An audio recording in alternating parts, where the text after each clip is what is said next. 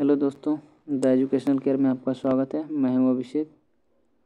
आज हम लोग पॉलिटी का एक नया क्लास करेंगे। चलिए शुरू करते हैं।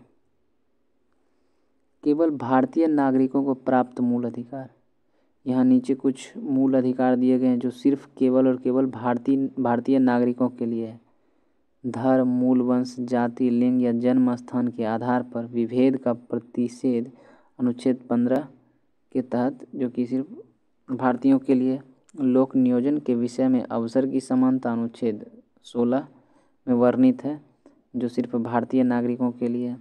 वाक एवं अभिव्यक्ति, शांतिपूर्ण शस्त्र रहित सम्मेलन करने, संघ एवं सरकारी समिति बनाने, भारत के राज्य में अबाध संचरण एवं बसने, व्यापार करने की स्वतंत्रता, जो कि अनुच्छेद 19 में है। यह सारी स्वतंत्रताएं जो है केवल भारतीयों के लिए है। अल्पसंख्यक वर्गों के हितों का संरक्षण, इसकी चर्चा अनुच्छेद 29 में की गई है। और ये अल्पसंख्यक वर्गों के हितों का संरक्षण सिर्फ भारतीयों के मूल अधिकार, भारतीयों के लिए जो है मूल अधिकार है। शिक्षण संस्थानों की स्थापना एवं प्रशासन करने में अल्पसंख्यक वर्गों का अधिकार, इसकी चर्चा अनुच्छेद 30 में की गई है। और यह अनुच्छेद सिर्फ भारतीय नागरिकों को यह मूल अधिकार प्राप्त है। भारतीयों एवं विदेशी नागरिकों को प्राप्त मूल अधिकार। कुछ ऐसे मूल अधिकार हैं जो भारतीय और विदेशी नागरिक दोनों को प्राप्त है। इसमें पहला है विधि के समक्ष समानता एवं विधियों के समान संरक्षण की बात, जिसकी चर्चा अनुच्छेद 14 में की गई है। यह जो है मूल अधिकार, यह विदेशी नागरिक और भारतीय दोनों के लिए है। विधि के समक्ष समानता एवं समान संरक्षण की बात की गई, जिसकी चर्चा अनुच्छेद 14 में की गई है। अपराधों के लिए दोष सिद्धि के संबंध में संरक्षण, इसकी चर्चा अनुच्छेद 20 में की गई है। अपराध के लिए दोष सिद्धि के संबंध में संरक्षण, इसकी चर्चा अनुच्छेद 20 में की गई। यह मूल अधिकार भी भारतीय और विदेशी नागरिक दोनों को प्राप्त है। जीवन का अधिकार, जिसकी चर्चा अनुच्छेद 21 में की गई है। जीवन का अधिकार, इसका चर्चा 21 में किया गया है। यह मूल अधिकार भी भारतीय और विदेशी नागरिक दोनों को प्राप्त है। शिक्षा का अधिकार, अनुच्छेद 21A में इसकी चर्चा की गई है। शिक्षा का अधिकार, जिसकी चर्चा अनुच्छेद 21A में की गई है। यह मूल अधिकार भी भारतीय और विदेशी नागरिकों को प्राप्त है। कुछ दशाओं में गिरफ्तारी एवं निरोध से संरक्षण, अनुच्छेद 22। कुछ दशाओं में गिरफ्तारी एवं निरोध के संरक्षण, इसकी चर्चा अनुच्छेद 22 में की गई है। और यह मूल अधिकार भी भारतीय एवं विदेशी नागरिक दोनों को प्राप्त है। शोषण के विरुद्ध अधिकार, जिसकी चर्चा अनुच्छेद 23 और 24 में की गई है। शोषण के विरुद्ध अधिकार, जिसकी चर्चा अनुच्छेद 23 और 24 में की गई है। यह अधिकार भी भारतीय और विदेशी नागरिक दोनों को प्राप्त है। धर्म एवं संस्कृति की स्वतंत्रता का अधिकार, इसकी चर्चा अनुच्छेद 25 से लेकर 28 तक की गई है। धर्म एवं संस्कृति की स्वतंत्रता का अधिकार, इसकी चर्चा अनुच्छेद 25 से लेकर 28 तक की गई है। तो इस अधिकार की जो है, यह अधिकार जो है भारतीय और विदेशी नागरिक दोनों को प्राप्त है। भारतीय संविधान के किस अनुच्छेद के अंतर्गत यह प्रावधान किया गया है कि किसी अपराध के अभियुक्त को स्वयं अपने विरुद्ध गवाह बनने के लिए बाध्य नहीं किया जा सकता? इसकी चर्चा अनुच्छेद 20 के C में की गई है। भारतीय संविधान के किस अनुच्छेद के अंतर्गत यह प्रावधान किया गया है कि किसी अपराध के अभियुक्त को स्वयं अपने विरुद्ध गवाह बनने के लिए बाध्य नहीं किया जा सकता? अनुच्छेद 20 के C में यह बात की चर्चा की गई है। संविधान का कौन सा अनुच्छेद दोष सिद्धि के सिद्ध में अभियुक्तों को दोहरे दंड एवं स्व अभिशासन के संरक्षण प्रदान करता है? अनुच्छेद 20। संविधान का कौन सा अनुच्छेद दोष सिद्धि के संबंध में अभियुक्तों को दोहरा दंड यानी 2 बार दंड नहीं दे सकते हैं, स्व अभिशासन से संरक्षण प्रदान करता है? अनुच्छेद 20। भारतीय संविधान का कौन सा अनुच्छेद व्यक्ति की विदेशी यात्रा के अधिकार को संरक्षण प्रदान करता है? अनुच्छेद 21। भारतीय संविधान का कौन सा अनुच्छेद व्यक्ति की विदेश यात्रा के अधिकार को संरक्षण प्रदान करता है? अनुच्छेद 21। मौलिक अधिकारों के अंतर्गत कौन सा अनुच्छेद बच्चों के शोषण के विरुद्ध प्रावधान से संबंधित है? अनुच्छेद 24। मौलिक अधिकारों के अंतर्गत कौन सा अनुच्छेद बच्चों के शोषण के विरुद्ध प्रावधान से संबंधित है? अनुच्छेद 24। भारतीय संविधान के अनुच्छेद 25 में प्रयुक्त हिंदू शब्द में बौद्ध, जैन और सिख धर्म सम्मिलित है। भारतीय संविधान के अनुच्छेद 25 में प्रयुक्त हिंदू शब्द में बौद्ध, जैन, सिख धर्म सम्मिलित है।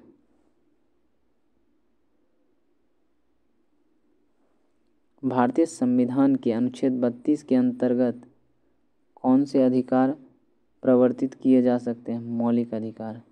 भारतीय संविधान के अनुच्छेद 32 के अंतर्गत कौन से अधिकार परिवर्तित किए जा सकते हैं? तो मौलिक अधिकार। मौलिक अधिकार का संरक्षक किसको क्या? न्यायपालिका को। मौलिक अधिकार का संरक्षक किसे कहा गया? न्यायपालिका को। भारतीय संविधान का अनुच्छेद 30A अल्पसंख्यक को अपनी रुचि के शिक्षण संस्थान को स्थापित एवं संचालित करने के अधिकार को संरक्षण प्रदान करता है। भारतीय संविधान का अनुच्छेद 30A अल्पसंख्यक को अपनी रुचि के शिक्षा संस्थान को स्थापित करने एवं संचालित करने के अधिकार को संरक्षण प्रदान करता है।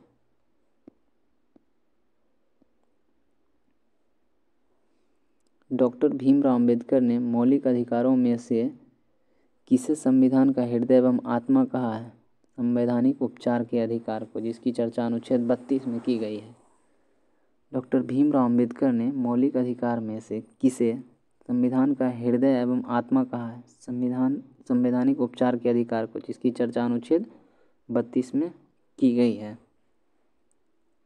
व्यक्तिगत स्वतंत्रता के आधार के लिए कौन सी याचिका दायर की जाती है? बंदी प्रत्यक्षीकरण। व्यक्तिगत स्वतंत्रता के अधिकार के लिए कौन सी याचिका दायर की जाती है? बंदी प्रत्यक्षीकरण।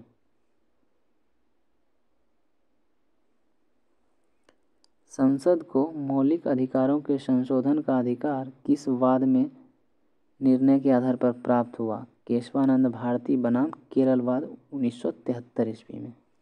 संसद को मौलिक अधिकारों में संशोधन का अधिकार किस वाद के निर्णय के आधार पर प्राप्त हुआ? केशवानंद भारती बनाम केरलवाद 1973 ईस्वी में। संपत्ति के मौलिक अधिकार को किस संविधान संशोधन के द्वारा मौलिक अधिकारों की श्रेणी से हटाकर केवल वैधानिक अधिकार बना दिया गया है? 44वें संविधान संशोधन 1978 के तहत। संपत्ति के मौलिक अधिकार को किस संविधान संशोधन के द्वारा मौलिक अधिकार की श्रेणी से हटाकर केवल वैधानिक अधिकार बना दिया गया है? 44वां संविधान संशोधन 1978 के द्वारा। वर्तमान समय में भारतीय संविधान के अंतर्गत संपत्ति का अधिकार किस प्रकार का अधिकार है? वैधानिक अधिकार है। वर्तमान समय में भारतीय संविधान के अंतर्गत संपत्ति का अधिकार किस प्रकार का अधिकार है? वैधानिक अधिकार है।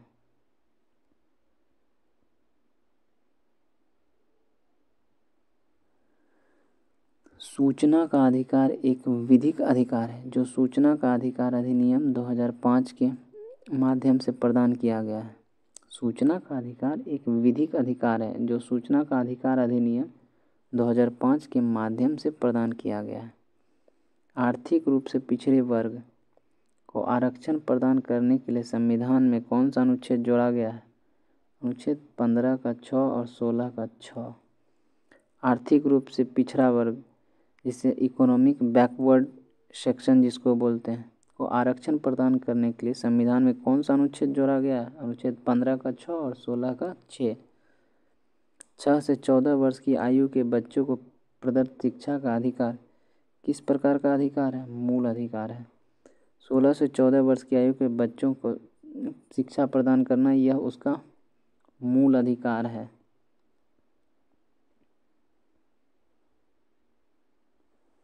भारतीय संविधान द्वारा प्रदत्त संवैधानिक उपचारों का अधिकार गैर नागरिकों को भी उपलब्ध है। भारतीय संविधान द्वारा प्रदत्त संवैधानिक उपचार का अधिकार गैर नागरिकों को भी उपलब्ध है। कौन सा मूल अधिकार राष्ट्रीय आपातकाल, जिसकी चर्चा अनुच्छेद 352 में है, में भी समाप्त या सीमित नहीं किया जा सकता। व्यक्तिगत स्वतंत्रता तथा जीवन का अधिकार। कौन सा मूल अधिकार राष्ट्रीय आपात में भी समाप्त नहीं किया जा सकता है? व्यक्तिगत स्वतंत्रता और जीवन का अधिकार। बंधुआ मजदूर अधिनियम संसद द्वारा किस वर्ष पारित किया गया? वर्ष 1976 में। बंधुआ मजदूर अधिनियम संसद द्वारा किस वर्ष पारित किया गया था? वर्ष 1976 में।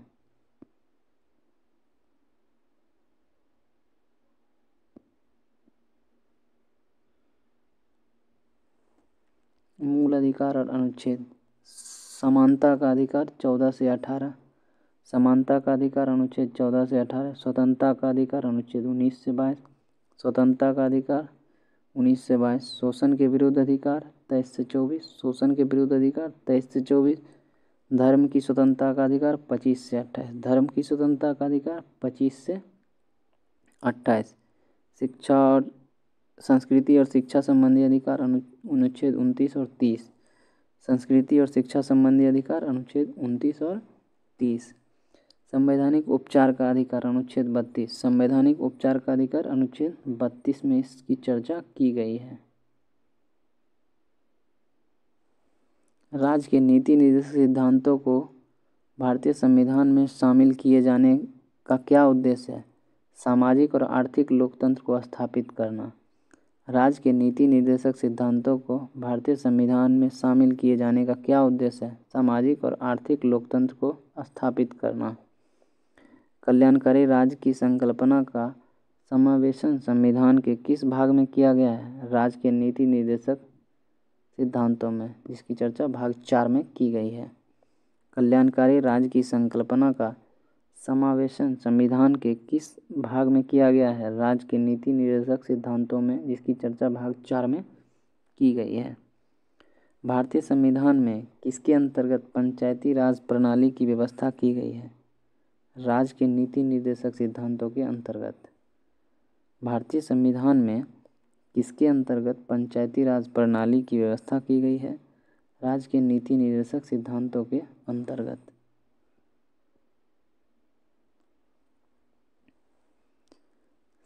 समान आचार संहिता राज्य के नीति निर्देशक तत्व का भाग नहीं है, किंतु समान नागरिक संहिता नीति निर्देशक तत्व है। समान आचार संहिता राज्य के नीति निर्देशक तत्वों का भाग नहीं है, किंतु समान नागरिक संहिता नीति निर्देशक तत्व का भाग है। नीति निर्देशक सिद्धांत वाद योग्य नहीं है। नीति निर्देशक सिद्धांत के अंतर्गत जो भी आता है उससे हम कोर्ट में नहीं जा सकते हैं, उससे रिलेटेड कोई भी चीज़ यदि होता है तो। संविधान के किस अनुच्छेद में उद्योगों के प्रबंधन में कर्मकारों की भागीदारी का प्रावधान किया गया है? अनुच्छेद 43 क में।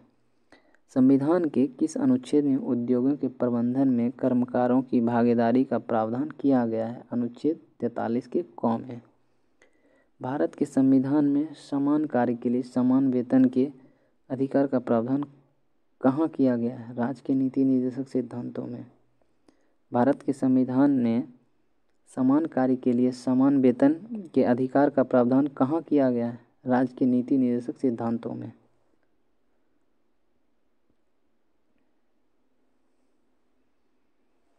पुरुषों और स्त्रियों दोनों को समान कार्य के लिए समान वेतन राज्य के नीति निर्देशक सिद्धांत तत्वों में निहित है।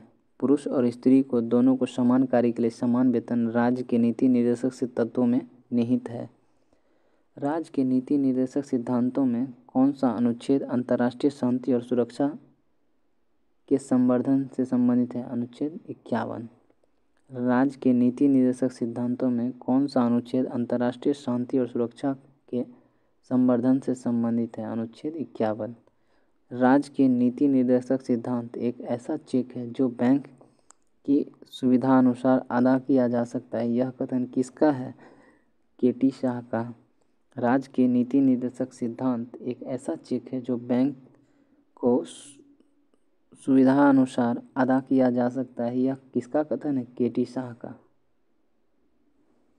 अनुच्छेद 36 नीति निर्देशक तत्वों के संदर्भ में राज्य की परिभाषा दी गई है। अनुच्छेद 36 में नीति निर्देशक तत्वों के संदर्भ में राज्य की परिभाषा दी गई है। अनुच्छेद 37 न्यायालय द्वारा प्रवर्तनीय न होना। अनुच्छेद 37 में न्यायालय द्वारा प्रवर्तनीय न होना। अनुच्छेद 38 में लोक कल्याण की अभिवृद्धि के लिए सामाजिक व्यवस्था बनाना है। अनुच्छेद 38 में कहा गया लोक कल्याण की अभिवृद्धि के लिए सामाजिक व्यवस्था बनाए रखना है। अनुच्छेद 38 के 2 में कहा गया है आय की असमानताओं को कम करने का प्रयास करना। अनुच्छेद 38 के 2 में कहा गया आय की असमानताओं को कम करने का प्रयास करना। अनुच्छेद 39 के क में पुरुष स्त्री को समान रूप से जीविका के पर्याप्त साधन प्राप्त करने का अधिकार है। अनुच्छेद 39 के क में पुरुष स्त्री को समान रूप से जीविका के पर्याप्त साधन प्राप्त करने का अधिकार है। अनुच्छेद 39 के ख में समुदाय के भौतिक संसाधनों का स्वामित्व एवं नियंत्रण इस प्रकार हो जिससे सामूहिक हितों की सर्वोत्तम रूप से प्राप्ति हो। 39 के घ में कहा गया पुरुषों और स्त्रियों द्वारा दोनों को समान कार्य के लिए समान वेतन मिलना चाहिए। अनुच्छेद 39 के घ में पुरुष और स्त्रियों को दोनों को समान कार्य के लिए समान वेतन दिया जाना चाहिए।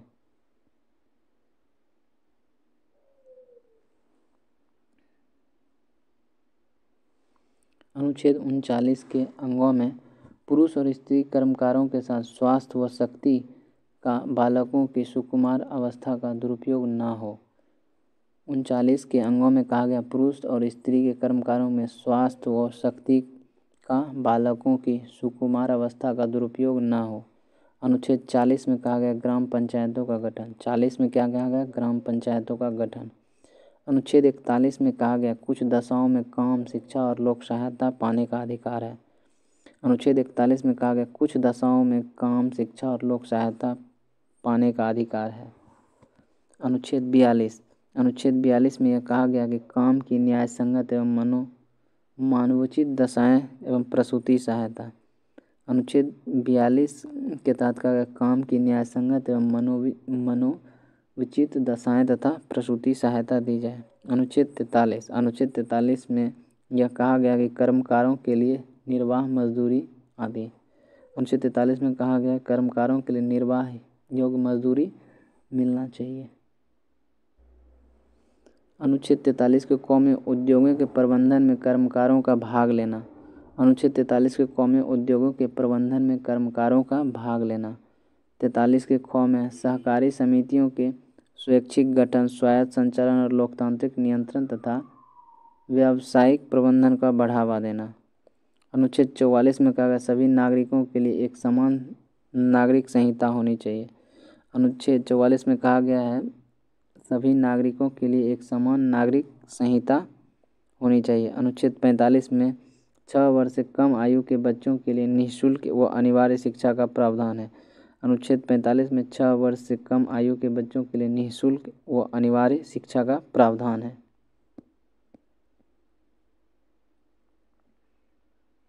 अनुच्छेद 46 में SC/ST दुर्बल वर्गों के शैक्षणिक व आर्थिक हितों की अभिवृद्धि की चर्चा की गई है। अनुच्छेद 46 में SC/ST दुर्बल वर्गों के शैक्षणिक व आर्थिक हितों की अभिवृद्धि की चर्चा की गई। अनुच्छेद 47 पोषाहार स्तर और जीवन स्तर और लोक स्वास्थ्य में सुधार तथा हानिकारक नशीली पदार्थों का उपभोग पर प्रतिबंध लगाया गया है। 47 में ये कहा गया कि पोषाहार स्तर, जीवन स्तर और लोक स्वास्थ्य में सुधार और हानिकारक नशीली पदार्थों के उपभोग पर प्रतिबंध लगाया गया। अनुच्छेद 48 कृषि और पशुपालन में आधुनिक और वैज्ञानिक प्रणाली का प्रयोग करना, गायों, बछड़ों और अन्य दुधारू पशुओं के वध पर प्रतिबंध और उनकी नस्लों में सुधार के प्रयास किए जाएं। अनुच्छेद 48 में कहा गया कृषि और पशुपालन में आधुनिक और वैज्ञानिक प्रणालियों का प्रयोग करना, गायों, बछड़ों और अन्य दुधारू पशु जो भी हैं उनके वध पर क्या प्रतिबंध लगाया गया और उनकी नस्लों में सुधार का प्रयास किया गया।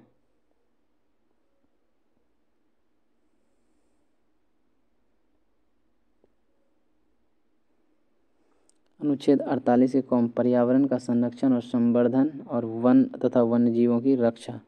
48 के कॉम में कहा गया पर्यावरण का संरक्षण व संवर्धन तथा वन तथा वन्यजीवों की रक्षा। अनुच्छेद 49 में कहा गया राष्ट्रीय महत्व की कलात्मक एवं ऐतिहासिक अभिरुचि वाले स्मारकों तथा स्थानों और वस्तुओं की संरक्षण करना। अनुच्छेद 39 में यह कहा गया राष्ट्रीय महत्व के कलात्मक या ऐतिहासिक अभिरुचि वाले स्मारक तथा स्थानों और वस्तुओं का संरक्षण करना। अनुच्छेद 50 में कार्यपालिका से न्यायपालिका का पृथक्करण। अनुच्छेद 50 कार्यपालिका से न्यायपालिका का पृथक्करण। अनुच्छेद 51 में अंतर्राष्ट्रीय शांति और सुरक्षा की अभिवृद्धि की बात की गई। अनुच्छेद 51 में अंतर्राष्ट्रीय शांति एवं सुरक्षा की बात की गई है। किस देश के संवैधानिक प्रावधानों से प्रभावित होकर भारतीय संविधान के मूल कर्तव्यों को सम्मिलित किया गया? पूर्व सोवियत संघ। किस देश के संवैधानिक प्रावधानों से प्रभावित होकर भारतीय संविधान ने मूल कर्तव्यों को सम्मिलित किया? पूर्व सोवियत संघ। भारतीय संविधान के किस भाग में मौलिक कर्तव्य उल्लेखित है? भाग 4 के ए में। भारतीय संविधान के किस भाग में मौलिक कर्तव्य उल्लेखित है? भाग 4 के ए में। स्वर्ण सिंह समिति ने संविधान में 8 मूल कर्तव्यों को जोड़ने का सुझाव दिया था, लेकिन 42वें संविधान संशोधन 1976 के द्वारा इसे 10 मूल कर्तव्य जोड़े गए।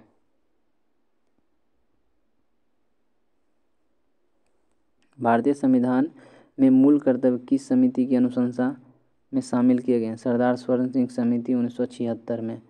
भारतीय संविधान में मूल कर्तव्य किस समिति की अनुशंसा पर शामिल किए गए थे? सरदार स्वर्ण सिंह समिति 1976 में। भारतीय संविधान में 11वें मूल कर्तव्य को किस संविधान संशोधन द्वारा जोड़ा गया? 86वें संविधान संशोधन 2002 के द्वारा। भारतीय संविधान में 11वें मूल कर्तव्य को किस संशोधन द्वारा जोड़ा गया? 86वें संविधान संशोधन 2002 के तहत। मूल कर्तव्यों को मुख्यतः किन 2 वर्गों में रखा गया है? नैतिक कर्तव्य और नागरिक कर्तव्य।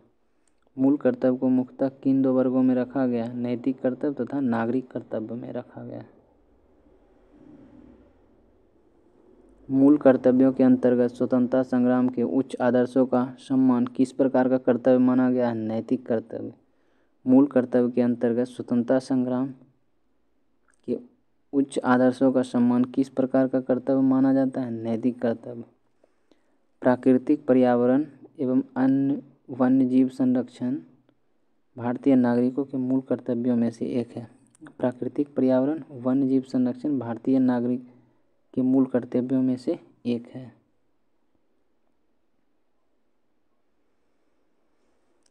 राष्ट्रीय महत्व के स्थानों और स्मारकों की रक्षा करना मौलिक कर्तव्य नहीं है, बल्कि राज्य के नीति निर्देशक तत्व का अंग है। राष्ट्रीय स्मारक की रक्षा करना वो हमारा नीति निर्देशक तत्व है, ना कि मौलिक कर्तव्य है। महिलाओं के सम्मान के लिए कुप्रथाओं का त्याग करना प्रत्येक भारतीय नागरिकों का कर्तव्य है। यह किस अनुच्छेद में वर्णित है? अनुच्छेद 51 के क में। महिलाओं के सम्मान के लिए कुप्रथाओं का त्याग करना प्रत्येक भारतीय नागरिकों का कर्तव्य है। यह किस अनुच्छेद में वर्णित है? अनुच्छेद 51 के क में। मूल कर्तव्य किन पर लागू होते हैं? केवल नागरिकों पर। मूल कर्तव्य किन पर लागू होते हैं? केवल नागरिकों पर। आज के लिए इतना ही, मिलते हैं नेक्स्ट वीडियो में।